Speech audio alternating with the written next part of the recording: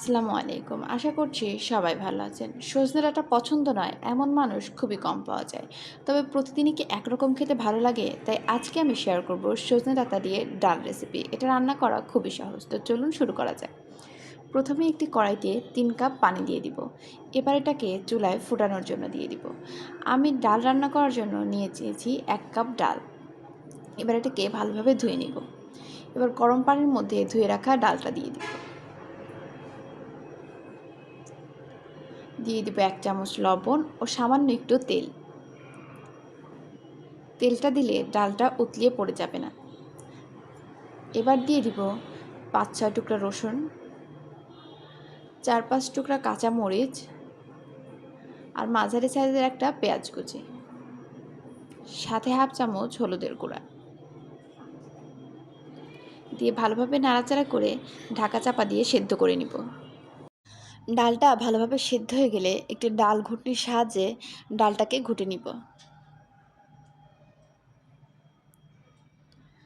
ডালটা ভালোভাবে ঘুটে নেওয়া হয়ে গেলে দিয়ে দেব কেটে রাখা সজনে ডাঁটা। আমি এখানে সজনে ডাঁটা ভালোভাবে আগেই কেটে ধুয়ে রেখেছিলাম।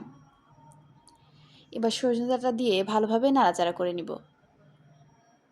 ভালোভাবে নাড়াচাড়া করে এটাকে ঢাকা চাপা দিয়ে রাখবো ২ মিনিটের জন্য। ২ মিনিট পরে ঢাকনা খুলে আবারও ভালোভাবে নাড়াচাড়া করে দিয়ে দিব পানি। আমি এখানে ৩ কাপ পানি দিয়ে দিয়েছি।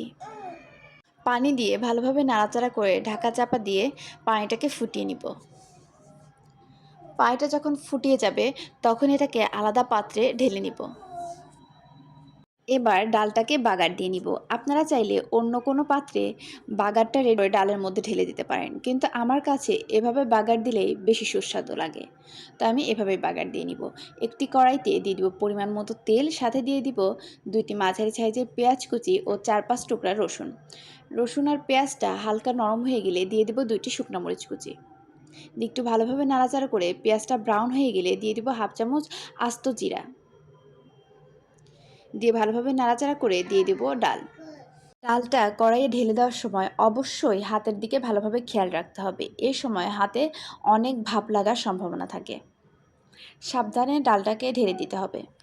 ডালটা ঢেলে নেওয়া হয়ে গেলে সামান্য একটু নাড়াচাড়া করে নিব। এবার এটাকে ২ মিনিটের জন্য ফুটিয়ে নিব। ডালটা ভালোভাবে ফুটানো হয়ে গেলে দিয়ে দিব ১/২ চামচ জিরা গুঁড়া। জিরা গুঁড়া দিয়ে ভালোভাবে নাড়াচাড়া করে নামিয়ে পরিবেশন করলেই রেডি হয়ে যাবে একদম সুস্বাদু সজনে ডাঁটা দিয়ে ডালের রেসিপি। আপনারা বাসায় অবশ্যই একবার ট্রাই করবেন। আর ভালো লাগলে আমাকে সাপোর্ট করবেন। আল্লাহ হাফেজ।